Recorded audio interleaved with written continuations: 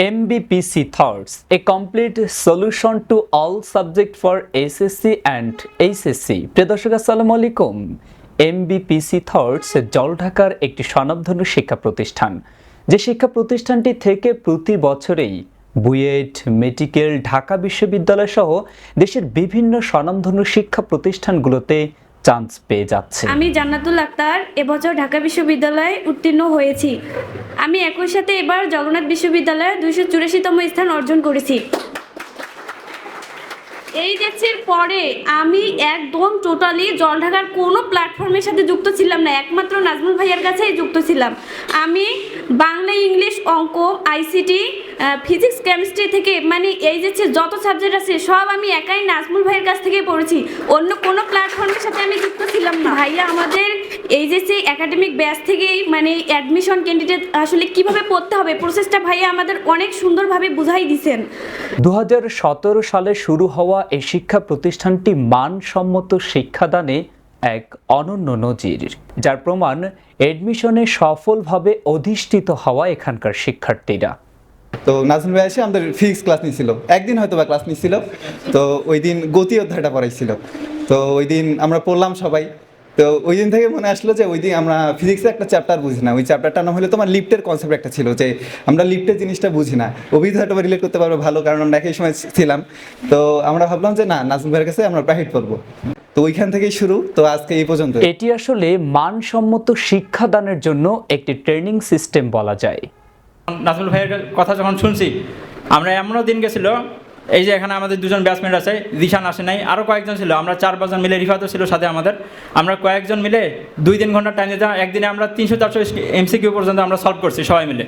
এখানকার শিক্ষার্থীরা স্বাভাবিকভাবেই পদার্থ, রসায়ন, গণিত, জীব ইত্যাদি বিষয়ে একজন দক্ষ টিচারের মতোই লেকচার দিতে সক্ষম। আমি পড়ায় আসতেছিলাম, তোকে আমি গতিবিদ্যা গতি ক্লাস 10 গতি পড়াইতেছিলাম। তো ওই ইঁদুর আর বিড়ালের একটা ম্যাচ ছিল না, যে বিড়াল কি ইঁদুরকে ধরতে পাবে কি না। তো ভাই তখন আমাকে একটা টোটকা শিখাইছিল যে যে যত সামনে থাকবে তার সাথে তত যোগ। তো আমি এই জিনিস পড়ে আসলাম।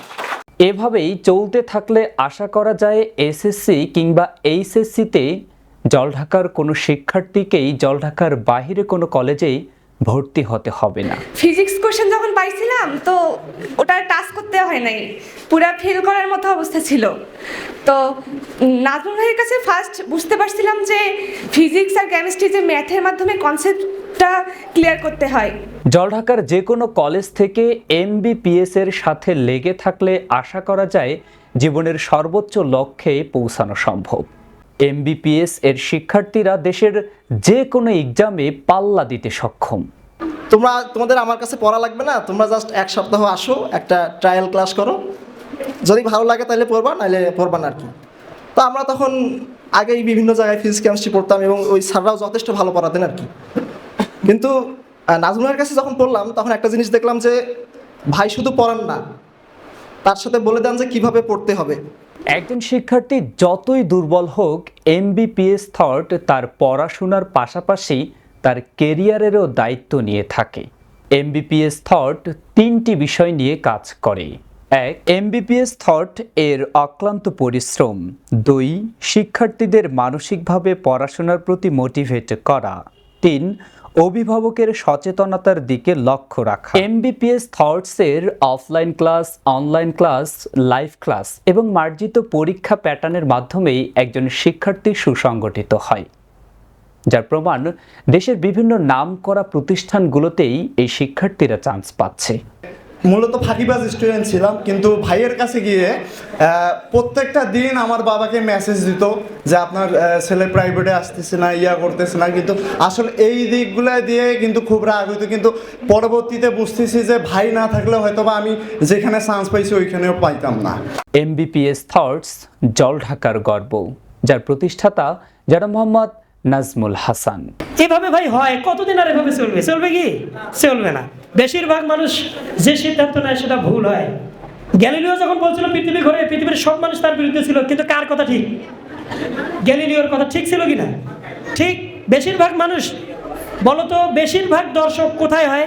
কোয়ান্টাম ফিজিক্সের কোনো ক্লাসে না টিকটকে? টিকটকে একটা ভিডিওর লক্ষ লক্ষ ভিউ, আর ফিজিক্সের একটা 1 ঘন্টার ক্লাস করাও একজনও নেই, তো দেখেই না। কেন? কারণ ওইখানে মাথা খাটাইতে হয়। আর এই টিকটকে মাথা খাটা লাগে না, কারণ এখানে হচ্ছে জিভা বের করে একটা হাসি দেন, একজন ঠ্যাংটুকু উপর পাশে করছে, আরেকজন মাছ ধরে যে মোবাইলটা ফেলে দিয়েছে। ভাই এগুলো তো মাথা খাটা লাগে না, এই জন্য লক্ষ লক্ষ ভিউ হয়। কিন্তু একটা ফিজিক্সের ক্লাস করো, গুরুত্বপূর্ণ কোয়ান্টাম ফিজিক্স নিয়ে কথা বলো, ওই 1000ও ভিউ হয় না। ব্যাপারটা বুঝতে পেরেছো? তা বেশিরভাগ লোক কি মাথার? বেশিরভাগ লোক মাথার না। এই জন্য কোয়ালিটি এইটা গুরুত্বপূর্ণ, কোয়ান্টিটি এটা গুরুত্বপূর্ণ নয়।